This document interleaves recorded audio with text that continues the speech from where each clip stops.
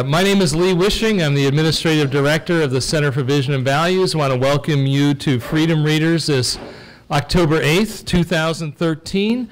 We're going to hear from Dr. Ann Bradley. Dr. Bradley is the Vice President of Economic Initiatives at the Institute for Faith, Work, and Economics. She's a friend of several of our economics professors here.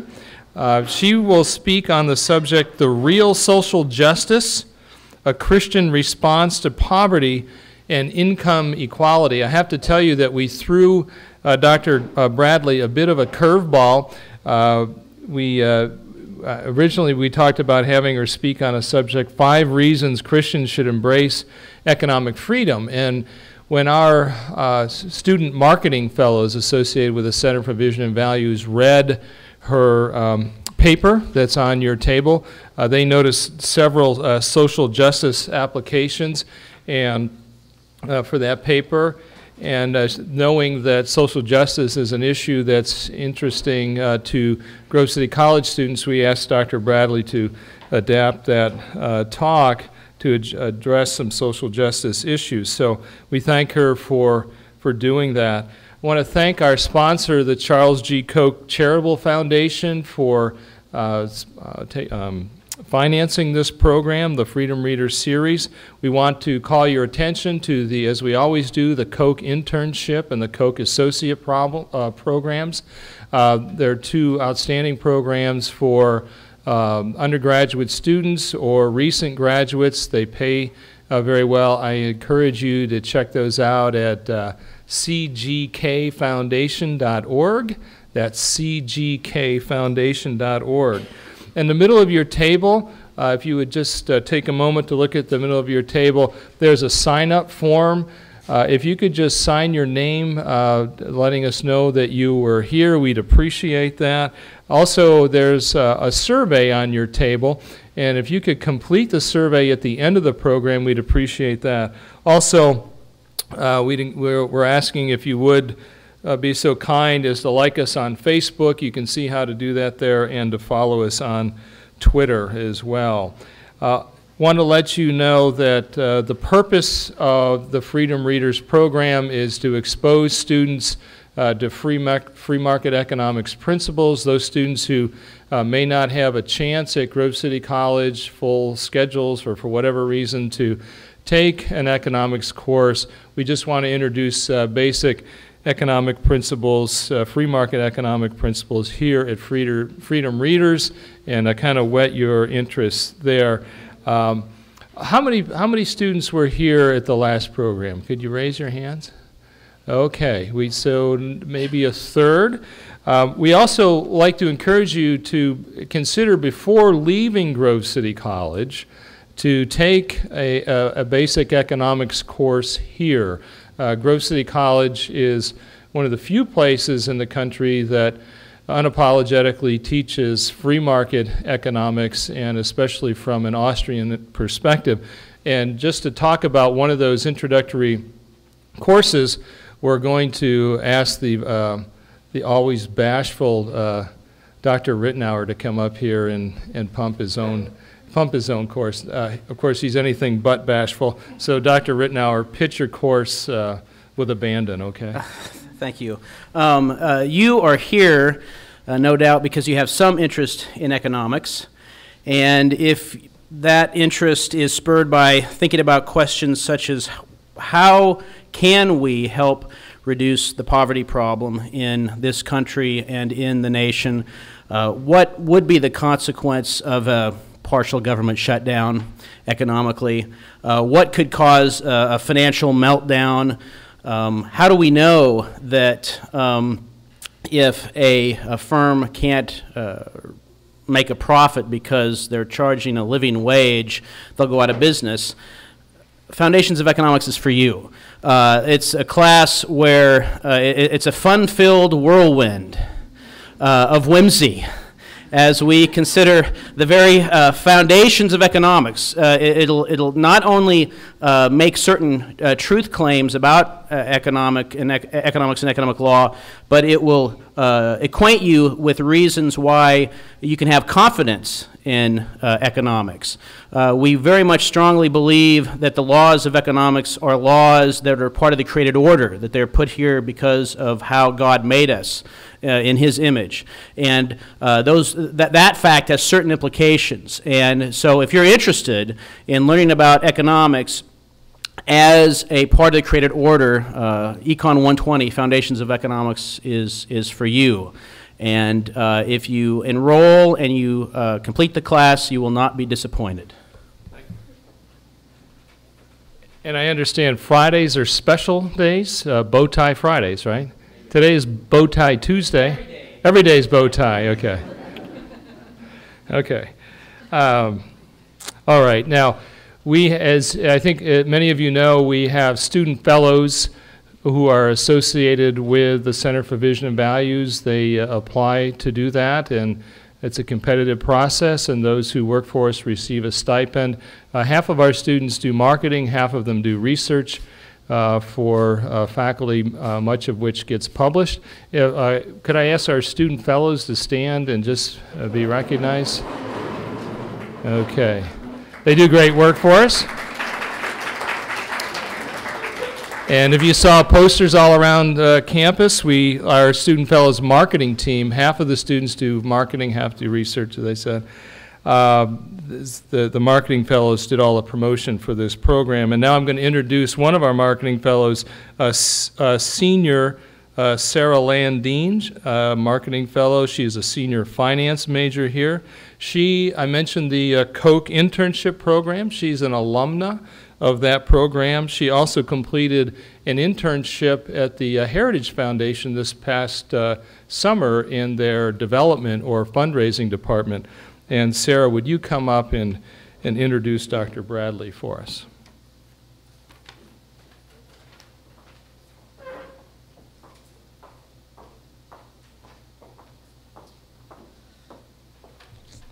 Okay, well, I'm very excited to have Dr. Bradley here with us tonight. As Mr. Wishing said, she is the Vice President of Economic Initiatives at the Institute for Faith, Work, and Economics, where she develops research toward a systematic biblical theology of economic freedom. She is a visiting professor at Georgetown University and has previously taught at George Mason University and Charles University in Prague. Dr. Bradley's academic work focuses on the political economy of terrorism with specific emphasis on the industrial organization of Al-Qaeda. In addition to working in academia, Dr. Bradley has also worked as an economic analyst for the CIA in their Office of Terrorism Analysis. She is currently working on a book that analyzes the political economy of Al-Qaeda post-September 11th. Dr. Bradley received her PhD in economics from George Mason in 2006. And a more recent exciting development is this summer Dr. Bradley had a baby girl named Bailey Grace. So I want to congratulate her on that. I had the privilege of listening to Ann speak when I was a Koch intern last summer. And I heard a lot of speakers that summer, but she definitely stood out to me, not only because of what she has to say is so relevant and she is so engaging as a speaker, but also I felt like it was really applicable to me as a college student, and bringing the Christian perspective to economic freedom I think is really important to all of us, and something that we can learn a lot about. So join me in welcoming Dr. Ann Bradley.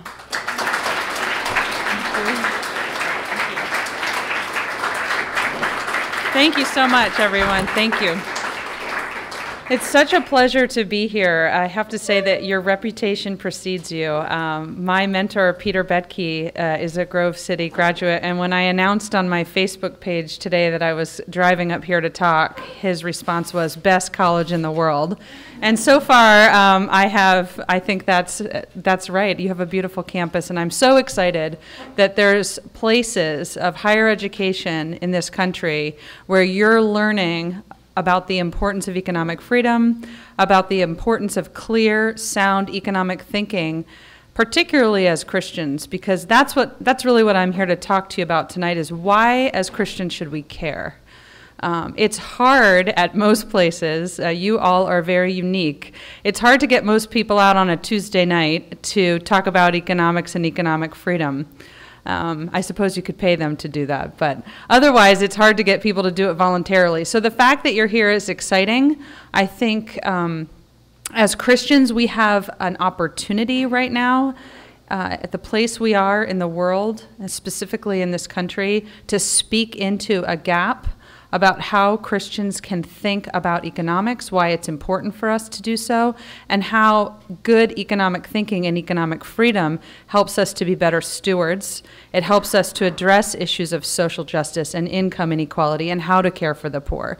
These are not simple issues to solve, as you can see, with all the debate that goes on. And these are not new questions. Adam Smith had these questions centuries ago. So the question of how do we solve poverty is not a new one. But as Christians, we have a particular responsibility to the poor. And so we can't afford to be wrong. We have to be clear-headed and understand truth and know that all truth comes from God. So that's what I'm going to talk about tonight. And this is kind of a little bit of a hybrid talk. We're going to talk about these 5 reasons that I'm claiming Christians should embrace economic freedom, because it's a way to advance flourishing in the world. But I think getting literate on that also helps us talk about all these peripheral issues that come out of that, including, what does social justice mean and how do we understand what a more just world looks like. As Sarah and Lee mentioned, I work for the Institute for Faith Work and Economics. This is a shameless plug. It's just a snapshot of our webpage. So if you're interested in more about what I'm going to talk about tonight, we have a variety of papers. What we do, and I'm kind of running the think tank aspect of our organization. So our goal is to bring both theologians and economists together to develop research towards a fundamental understanding from a biblical perspective of what it means to live in a flourishing society and what our responsibility is to bring about flourishing. So that's what we do. So you can find a lot more than, if any of this is interesting to you tonight, you'll be able to find a lot more on our webpage. So the first thing we have to talk about here is, what is economic freedom, and why should we care? And economic freedom exists when you have the ability. I think that the best way to tell this is in stories. So it's a society where people can wake up and decide that they want to do something with their lives, and they're largely unencumbered in doing that. So if you decide that you want to open a food truck, and if frankly that's what God has called you to do, then it's your job to do it with excellence. Economic freedom exists when we have the ability to do these things without an overly burdensome regulatory state, without such a cumbersome taxation or licensing process that makes it very difficult, especially for the poor, to be able to engage in these opportunities. So when we see a society that has a high degree of economic freedom, we want to think about that as an opportunity society. There's lots of opportunities for flourishing. There's lots of opportunities to create capital. There's lots of opportunities to make our lives better and longer and more fulfilling, to care for our children, to care for our family, to care for our communities, to care for the poor. That's what it looks like to have a lot of economic freedom. Economic freedom is empirically measured by economists. There's a variety of organizations that do this. And the Economic Freedom of the World report comes out all the time, and it's measuring annually how countries compare to one another. And so economic freedom for us is a way to understand how we're stewarding our scarce resources. It's kind of a macro look at how one country is doing relative to another. And by the way, there's other indices that compare economic freedom among states in the United States. So you can look at it a lot of different ways. But it's a society where we have privately protected property. We have a rule of law. And so people can make decisions as God is calling them to make decisions, because only we know what's best for us. That's between us and God. The federal government doesn't know what's best for you to do with your life. And so we are better able to live out our calling when we live in a society that has high degrees of economic freedom. Why should Christians care?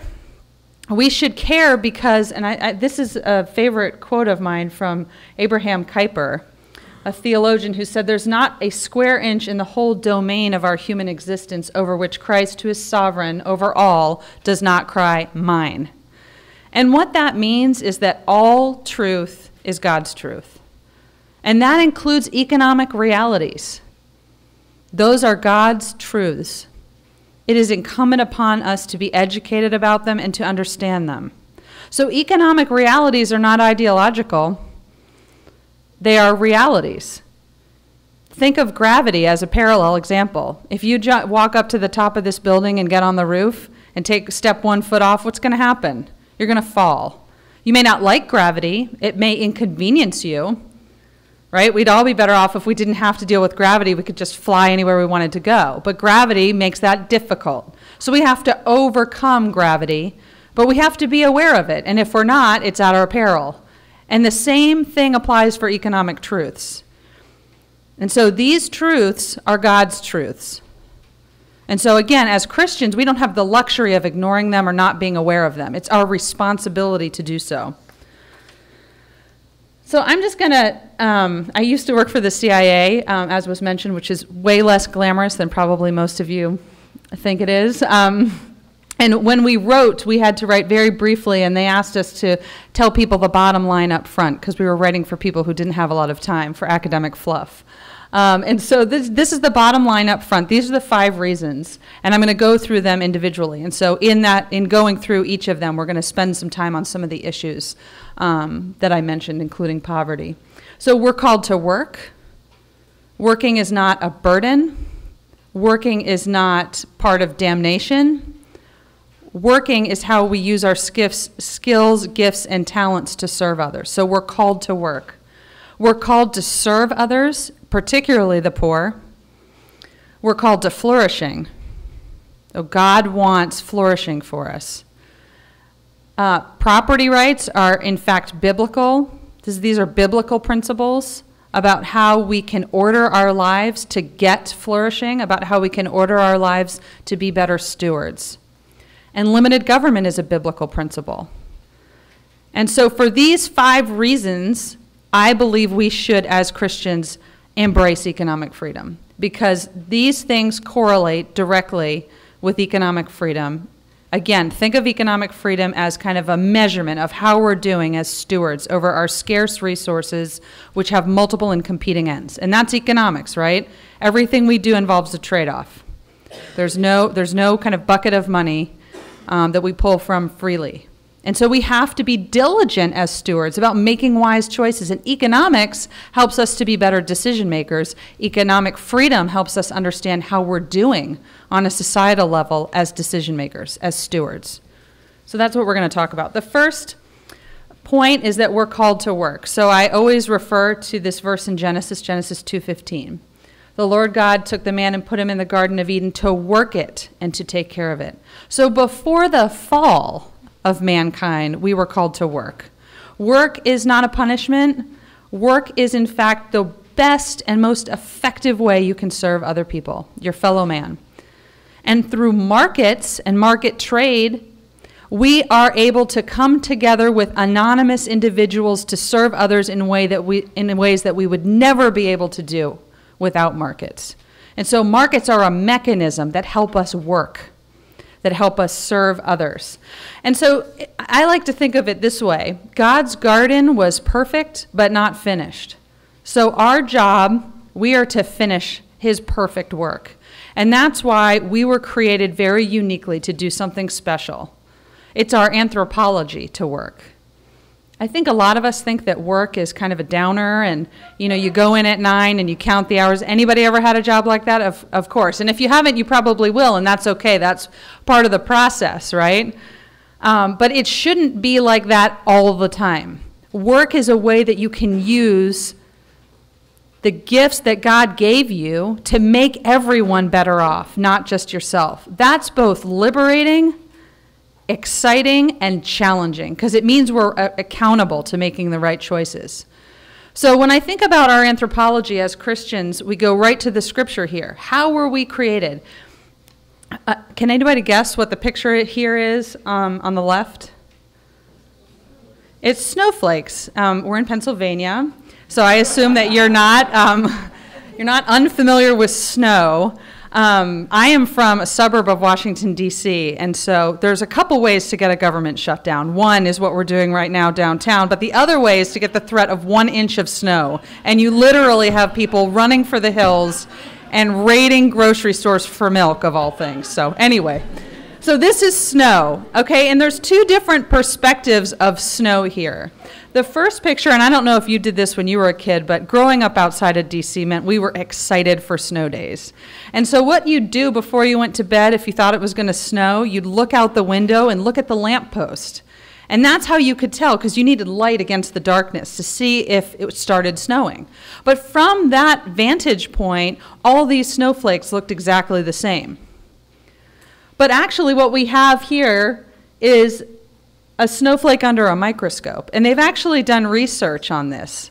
There's a person, a scientist, who's tried to determine whether there's any snowflakes that have ever been identical. So far, he's had no luck showing that there are two snowflakes alike. I think that's a good metaphor for how we're created. We all, as humans, bear many characteristics that are very similar. Right? We occupy these bodies that have very similar traits that function in very similar ways. But we are entirely distinct and unique. In fact, there's no one ever in the history of humanity that has ever been exactly like you. So you have something only you can give. That should be inspiring to you. God created you that way intentionally. And so we have to think about how work allows us to carry out being made in the image of God. Okay, we bear God's image, and one way we fulfill image bearing is by working, because it's what we're created to do. And our anthropology suggests that we can't do everything we need to do by ourselves. So we're very interdependent people. We need each other. We don't live on the island. So just to recap here, we're image bearers of God. This is very important because I think that for Christians, there's a couple ways that we look at this. One is to live a very siloed existence. So we think about what we do in church, our spiritual lives, our quiet time. That's one part of who we are. And then there's our work.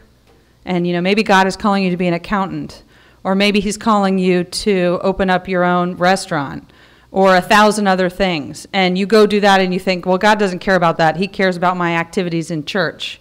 And I'm here to say, remember the Kuyper quote, everything you do matters to God. And our anthropology suggests that in working, we are fulfilling the creation mandate to take dominion. So our responsibility as Christians is to leave more than what we were born with. We are not park rangers who are just caring for the creation. We're actually creators. You can only do that through applying your gifts, skills, and talents to serve others. Markets allow us to do that. So economic freedom helps us measure the ability or the functioning of a market in a society.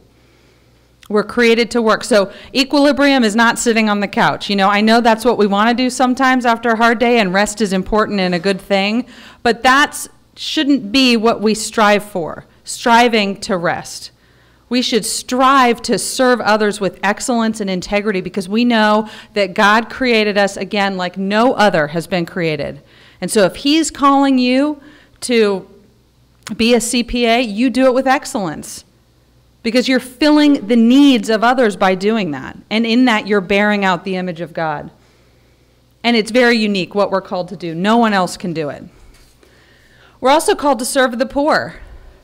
There's many, many verses in Scripture that reference poverty. Some suggest it's over 400.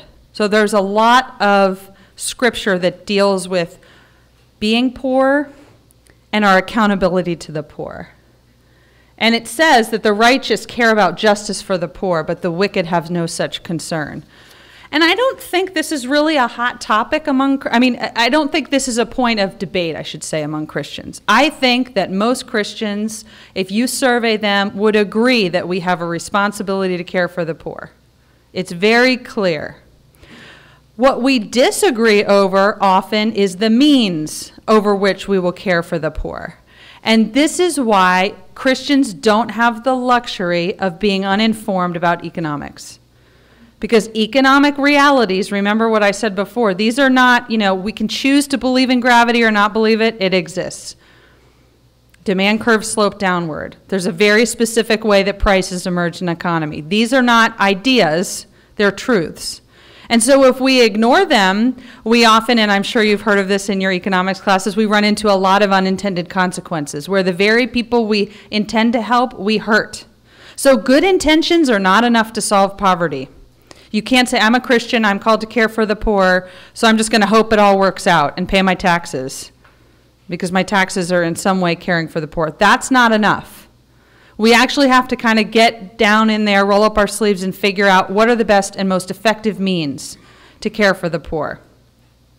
And I'll ask that you forgive this long quote. I usually don't do long quotes in presentations, but I think it's pretty powerful. This is from Nobel laureate Robert Lucas, and this is what he says.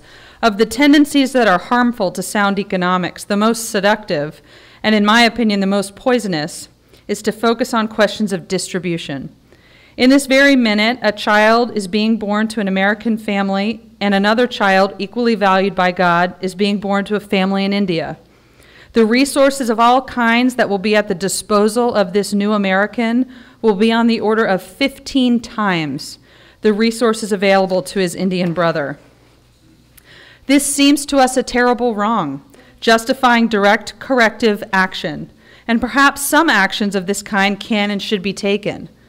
But of the vast increase in the well-being of hundreds of millions of people that has occurred in the 200-year course of the Industrial Revolution to date, virtually none of it can be attributed to the direct redistribution of resources from rich to poor. The potential for improving the lives of the poor people by finding different ways of distributing current production is nothing compared to the apparently limitless potential of increasing production. That's pretty powerful. What he's saying is that we can't take the easy way out. It's easy to think that we can solve our problems by waving a magic wand, taxing people who have a lot, taking their income and redistributing it to people who don't have a lot. But we know, because we've been doing this for many, many years, that it doesn't have long-term solutions for poverty alleviation. And so, again, as Christians, we don't have the luxury of sitting by and letting it continue to happen. We have to figure out what's going to work and then do that. So the best, most productive, and well-tested way of helping the poor is through market trade. It's giving people, again, remember what I said when I characterized economic freedom. An opportunity society, a society where people can wake up and say, I'm going to open my own business, whatever it may be, and I'm largely unencumbered in doing so. I don't have to know somebody or pay somebody a bribe or get 25 licenses or pay a lot of registration fees. Those things make it hard, not for the rich, they make it exceptionally hard for the poor. So we don't want to set up hurdles for the poor that make it difficult for them to get up and do what we're doing. We don't want it to be overwhelmingly difficult to be a CPA or be a software engineer or work at Starbucks or be a cashier or anything in between. All of these things are valued by God. If God's called you to be a janitor, you should do it with excellence and integrity every day because the world needs janitors. We put a lot of glory around being, a neurosurgeon, and it's a valuable skill. But do you realize, or have you ever thought about the fact that the neurosurgeon needs the janitor? He couldn't do his job without that skill or function.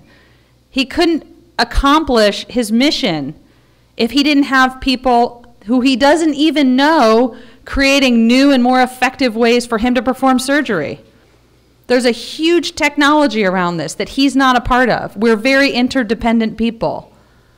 And that's very liberating. I like to do a thought experiment. Think about all the things you did today from the moment you woke up to the moment you say got in your car or walked to class.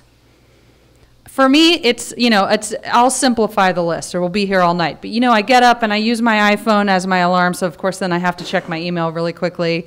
I walk over, I take a shower, I get dressed, I brush my teeth. I have 2 kids, I gotta get them dressed, I gotta feed them. I prefer coffee first thing.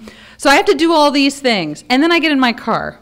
I had nothing to do with any of those things that I rely so heavily on every day. I have no idea how to grow coffee. I have no idea how to milk a cow. I have no idea how to make toothpaste. And thank goodness I don't have to know, because I'd probably have no friends if I didn't have the ability to have some dental hygiene. Somebody else figured it out for me, and in doing so served me and made my life better and created countless jobs for other people, both high-skilled jobs and low-skilled jobs. So economic freedom helps us serve the poor. And one of the most effective ways that any of you is ever going to serve the poor is by doing your job with excellence. Is by getting up and being that software engineer and going to work every day, because in doing it, you're creating value. And when you create value, we kind of have this snowball effect. That's how you really create opportunities for people, from rich to poor. But this disproportionately benefits the poor. And we've seen empirically that this is the case. The World Bank suggests that in just limited market reforms in China since 1978 have lifted 600 million people out of abject poverty. That's a lot. In 1990, there was 40-some% of the population living in abject poverty. That's decreased to about 22% now. The World Bank projects that it's going to be cut in half again in the next decade. So the world is making huge gains in alleviating poverty, long-term poverty alleviation, but this only comes about by enabling people to use their gifts and skills to serve others. And this is where dignity comes from. As Christians, we know that each human has dignity that was bestowed upon them in their creation. And so for the poor, what we care about is elevating their dignity. And if we're not careful and we rely on well-intended, perhaps, programs, we actually can strip people of their dignity if we keep them in a trap or a cycle of poverty. And again, as Christians, we don't have the luxury of not understanding this issue. I think, another thing I just need to spend a little time on is, as Christians, we have to understand this issue of wealth creation. Again, we don't have the luxury of getting this wrong. There's a lot of myths about wealth creation. This is what you're looking at is a snapshot from the Occupy Wall Street movement. And the woman is holding a poster that she made that says, "One day the poor will have nothing left to eat but the rich." I don't know this woman. I don't know her situation. And so, I have to think that there's some legitimacy or some reason that she might say that or make that claim. But it's a misunderstanding about how wealth is created in a well-functioning market economy. That's a caveat that's important. In a well-functioning market economy, wealth is generated, surplus capital is accumulated when we serve others, because the trades are voluntary. You are happy to give up some of your limited income as a college student to get the toothpaste every morning, right? You don't have to figure out how to come up with toothpaste. And we didn't even talk about the toothbrush. And I didn't even get into the iPhone, which is a much more sophisticated device than a toothbrush. Right? So our lives are made better off. And toothbrushes are so cheap relative to your overall income that you probably don't even spend a lot of time toothbrush shopping. Right? These things are good for the poor because it means that they have access to goods and services that they wouldn't have otherwise. So wealth is created when people come up with ideas, goods, and services that make our lives better. The government can't create wealth. That's the number one myth about wealth creation. Her idea here is that the rich become rich because they are taking. There's desserts and pies and stuff, all sorts of goodies in the back. I always use this as an analogy. One day I should actually do it. But if I brought a pie in here, there's a lot of people in here. One pie, and I said, you're sitting right up front. I appreciate that. You get to take the first piece of the pie, and then the rest of us have to share what's left. That's not it's not cool for the rest of us, right? You're in a good position because you get to be the first mover because I'm the dictator and I made it so. but the rest of us are going to eat like a crumb, right? Like a little, take a fork and you get one bite and that's it. That's not wealth creation. Wealth creation occurs when people both benefit from the exchange. So again, you're happy to give over a portion of your income to get the toothbrush and the toothpaste. And you don't know the people that made them. They're anonymous. You don't know what kind of home life they came from. You don't know their beliefs. You don't know how much money they make. None of that matters because you're benefiting from their service. So you're happy to have anonymous people helping you live a better life. And that's what we want for the poor. But we have to understand how wealth is created. And so when we rely on the government to provide support for poverty, whether it's short-term or long-term support, we have to be aware of where the money comes from that we're transferring. There's no pot of money over which we kind of pull out and say, you know, this is yours. And the other thing is, the government is not a firm, okay? The government, to continue with the toothbrush analogy, the government doesn't make toothbrushes by day and give the proceeds to charity by night. So the government can't create wealth. It can transfer wealth, and it can actually destroy wealth, but it can't create it. So if we care about the poor, we have to understand fundamentally this point, because then we need to set up institutions and a society, a culture that supports creativity, that supports entrepreneurship, that supports innovation from, you know, not just the rich innovating, everybody being able to innovate. Because again, this is how people lift themselves out of poverty. This is the inherent dignity of work. Again, what God has called us to do. So let's talk for a minute about income inequality, because this comes up a lot, especially in this country. We hear a lot about the rich getting richer at the expense of the poor, which is why I led with that poster.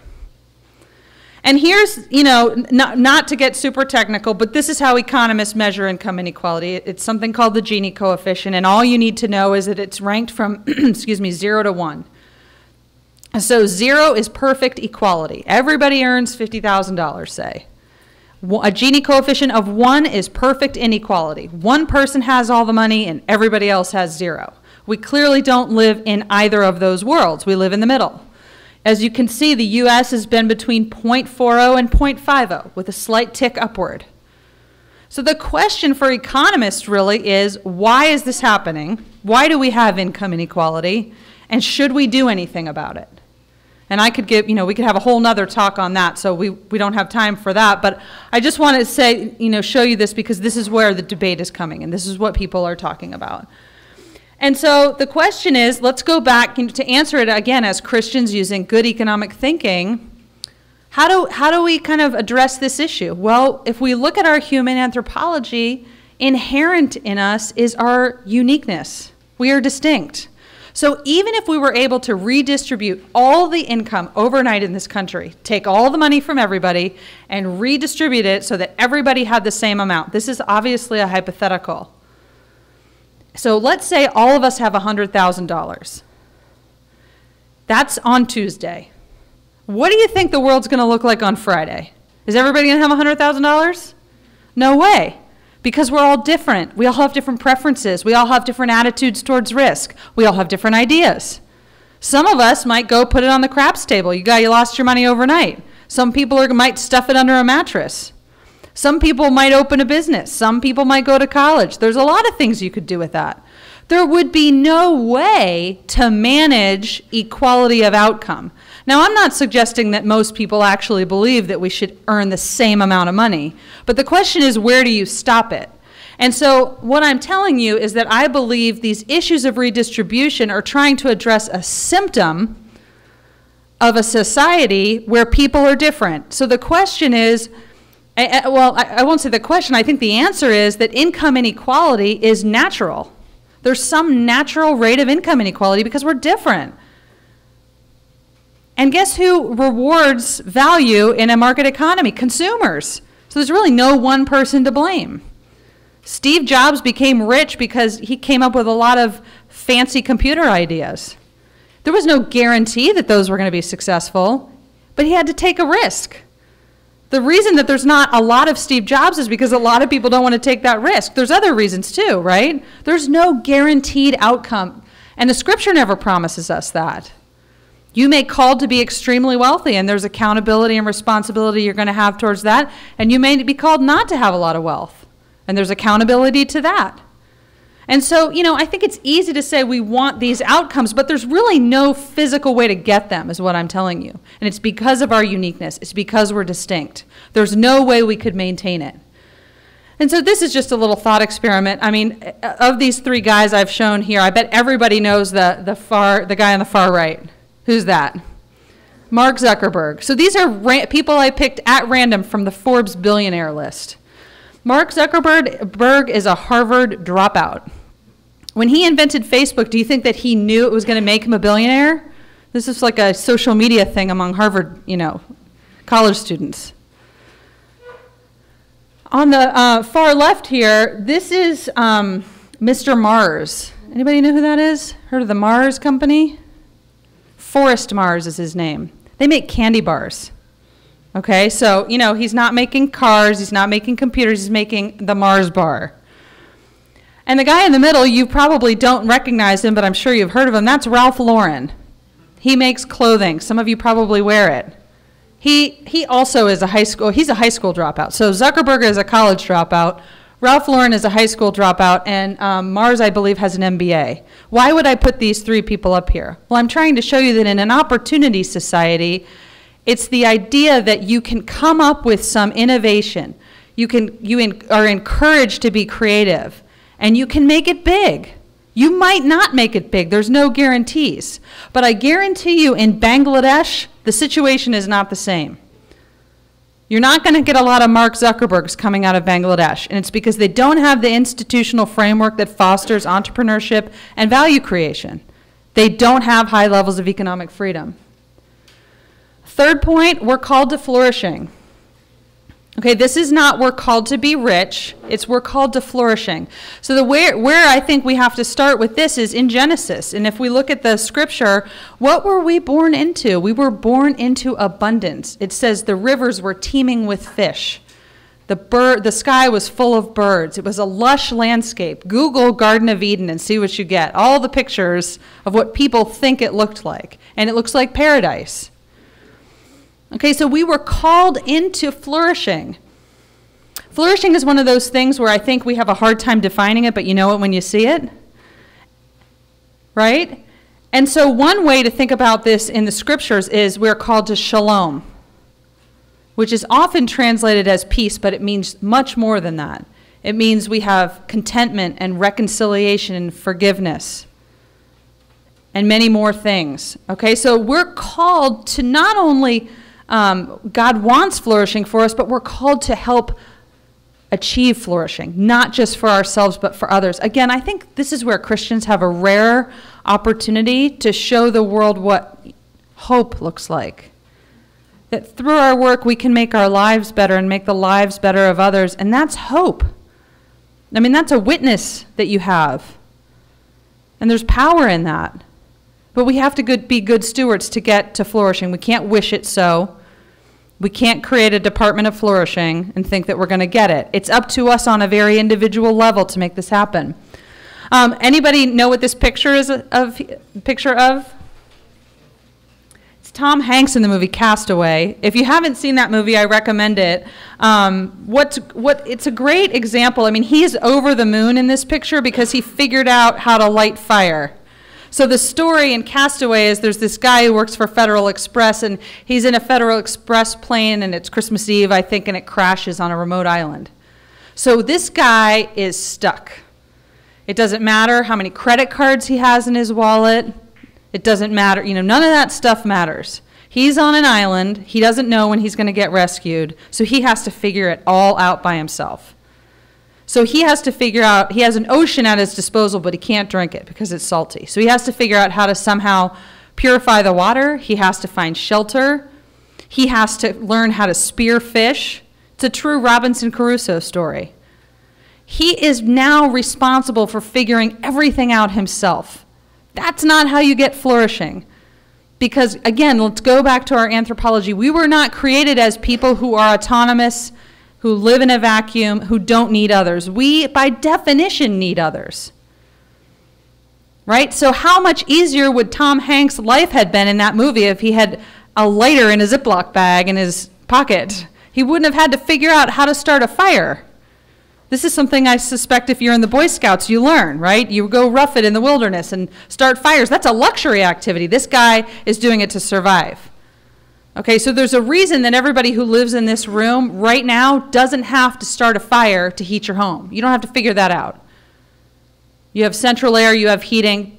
Other people figure that out for you, and it's relatively cheap compared to your overall income. So it makes your life better. Okay, so we can only get flourishing if we come into community and trade with each other. This is comparative advantage. That's the economic way of looking at it, right? And Jeremiah tells a story. I think this is really telling. So the exiles were in Babylon. And the Lord told Jeremiah, this is what he told the message to convey. So think about this. You're in exile. You're a prisoner, basically. You have no rights. You have no freedom. God didn't say, just give up and wait for the end. Be prayerful. He said, marry, build houses, plant gardens, have a family, contribute to the peace and prosperity of the city, because if it prospers, you prosper. That's a fundamental economic truth right there. Everybody is better off when we can use our gifts and talents to serve others. So when we seek the prosperity of the city's better off, but we're all better off. Now, none of us have lived in conditions where we really have to rough it too much, right? I mean, it gets annoying when you're somewhere and you can't get a Wi-Fi hotspot or something. And that's a first world problem, is what I like to say, right? This is kind of some back of the envelope calculations. This is a graph of average world GDP since AD 1 to now. We obviously didn't have a lot of data for most of this time period. But basically what we know is that for, up until about 1500, people lived on about $100 a year or less. Most of human history has been a fight for survival. Day in, day out, surviving. That's what it's like to live in poverty. Day in, day out, surviving. But since the Industrial Revolution, we really see a hockey stick kind of graph, right? We just see world GDP going up in exponential fashion. And so what the result is of that is that we, in this room, are of the richest people who have ever walked Earth. And I bet you don't walk around thinking that of yourself, right? Because even the richest people on Earth face trade-offs. We just have slightly different trade-offs than, say, Bill Gates does. But we still face scarcity. We still face time constraints. But relative to Napoleon, you are much wealthier. He would have loved to have the phone that most of you have in your pocket.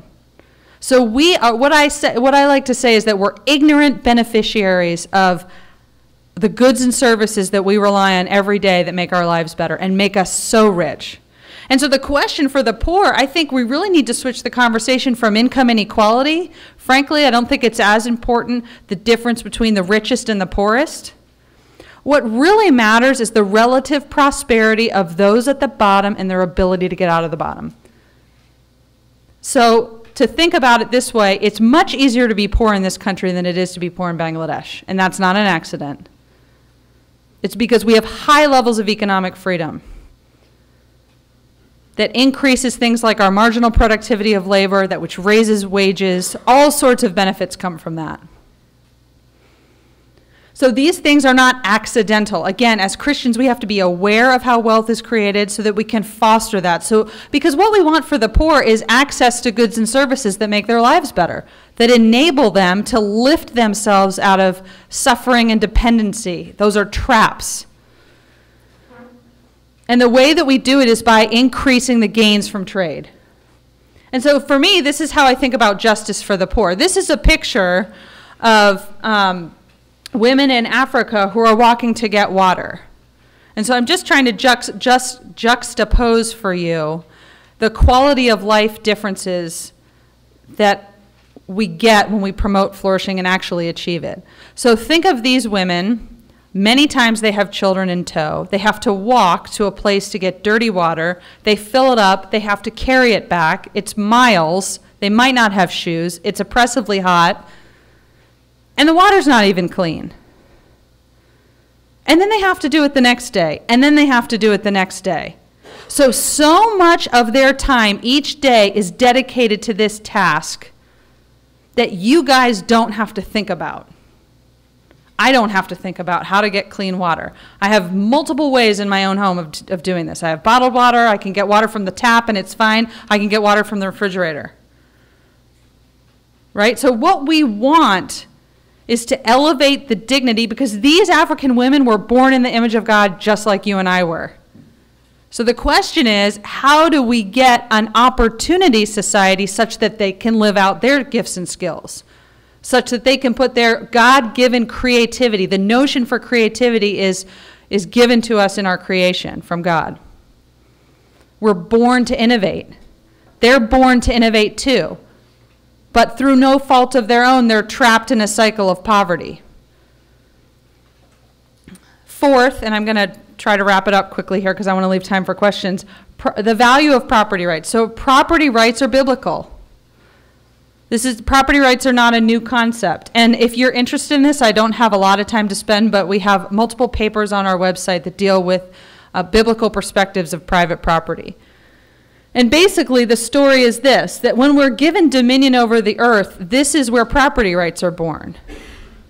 Property rights help us exercise stewardship. And this dominion is both reinforced and protected in the 8th and 10th commandments. So, you shall not steal implies that you own something. You can't steal something. Nothing can be stolen from you if you don't own anything. Coveting is the same. If there were no property rights that were legitimate, then everything would be shared in common. There would really be no ownership. Okay, so property rights are given to us. I mean, God is sovereign over everything. Ultimately, it's all His. Property rights are a mechanism that help us live out our call to flourishing. And they're so important that they're mentioned in 2 of the 10 commandments. So this is not something to be taken lightly. Again, something we have to be educated on. And limited government is also a biblical concept. There's differences from the Old Testament to the New Testament. And, I don't have a lot of time to spend on what the evangelical left makes a lot of claims about different scriptural passages that suggest that property rights are not important or that you can centrally plan to allocate resources.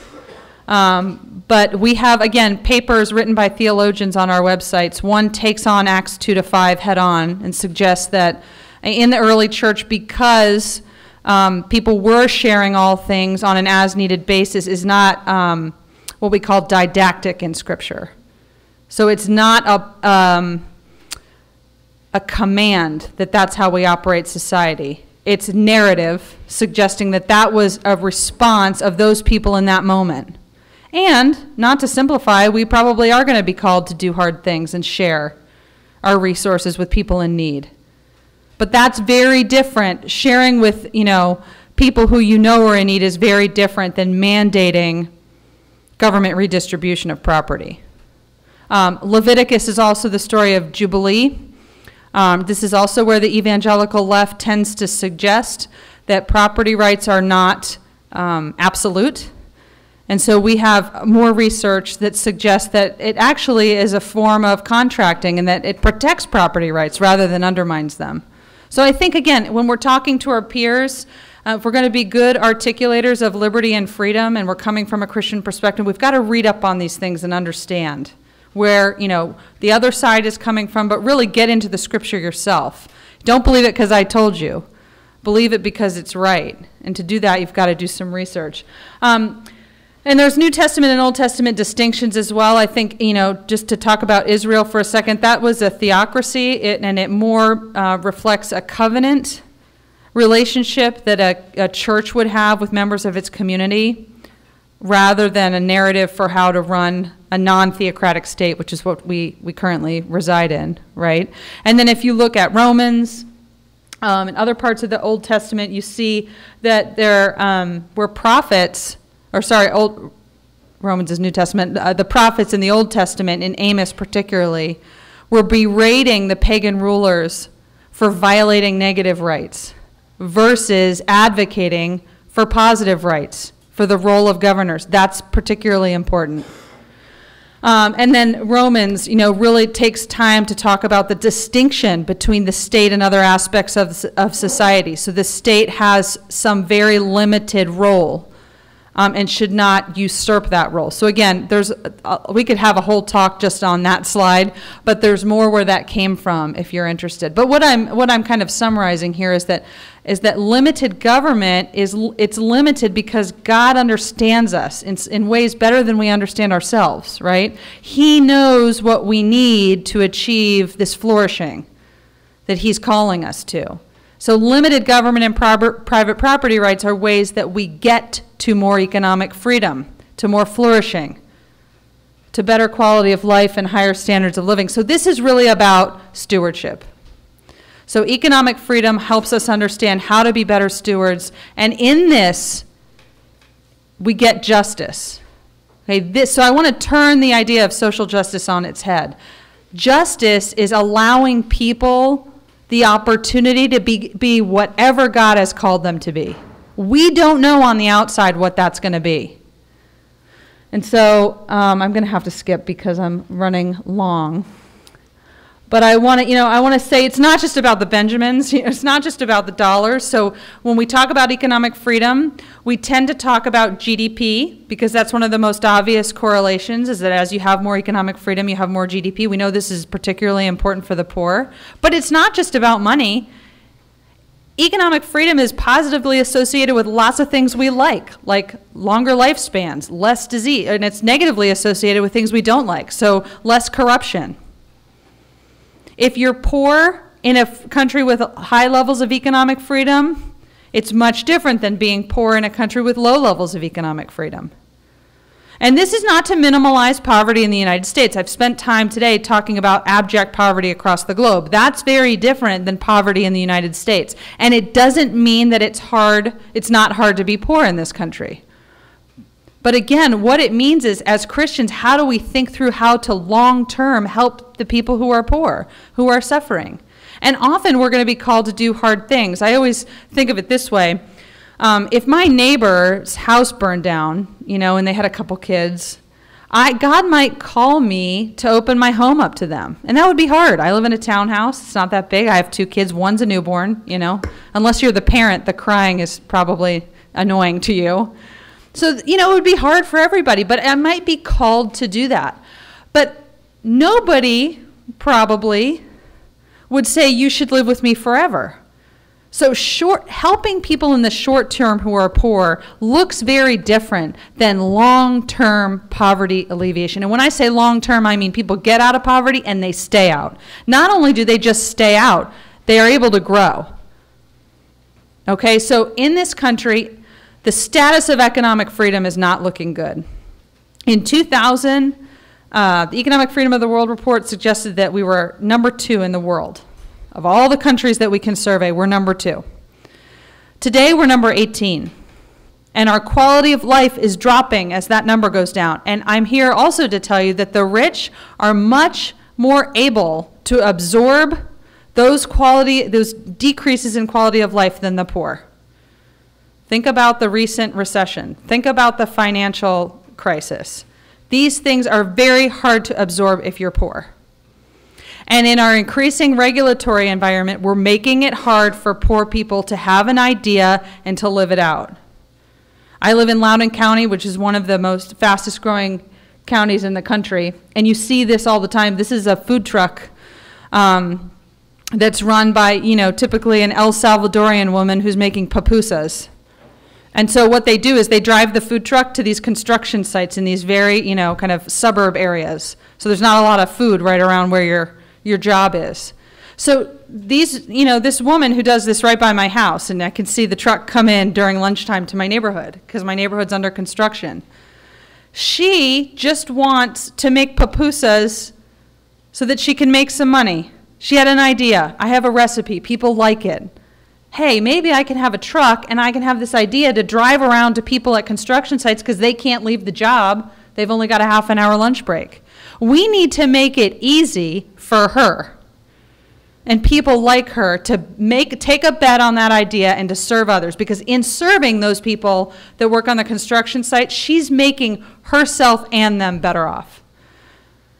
And so, I could talk way more, but I need to wrap it up, and I hope that we have some time for questions. But I really think, I get very animated because I think we just, again, don't have the luxury of misunderstanding these things. And so thank you so much for having me, and I hope we have some time for questions.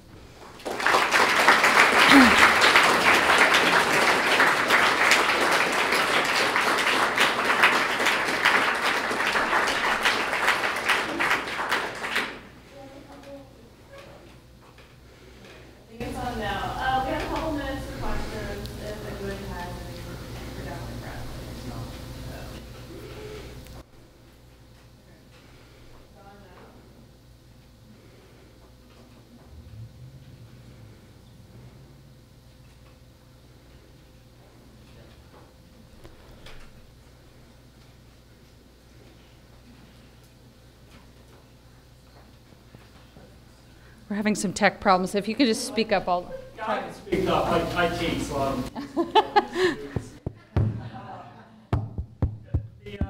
the Gina Index, yes. Distribution of Wealth Index. Can you give me some examples of what that index looks like for a couple of other countries? So, for instances.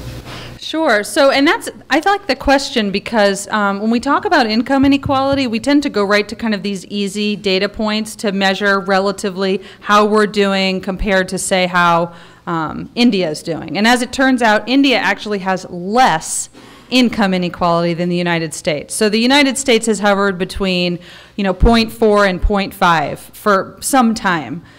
India has slightly less. They're in the 0.3 range. And so I think, that's an interesting point. But if I told you that was the case, that India had less income inequality because we understood that their Gini coefficient to be closer to 0, would you hop on a plane and move there tomorrow? Probably not.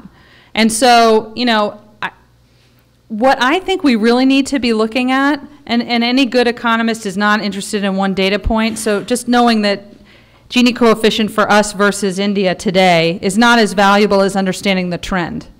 And my concern, honestly, is that Gini coefficient is going up for the wrong reasons, not the right reasons. And so, and the reason I believe this is because we have a really big problem in this country with cronyism. Some know it as crony capitalism. This is the idea that a firm will seek protection from the state, whether it be subsidies or blocking out competition or issuing a license, a special license, any of these things that make it really difficult for others to compete against them. And when massive gains to income are attained because of cronyism, I really think we're on a downward path. And I think, again, this particularly harms the poor, because if you're poor and you're running the pupusa truck, you don't have a lot of extra capital to go downtown on K Street and lobby people for protection for your pupusa truck. Because she would love to limit protection just as much as anybody else, right? I mean, it would be nice if you were the only food truck in the neighborhood every single day. But what we know about competition is that it increases quality and decreases prices, and it keeps her and other people honest. And so we want a lot of competition, and again, this benefits the poor significantly. So, I mean, I think, we can look at Gini coefficients across countries. Canada is very close to where we are.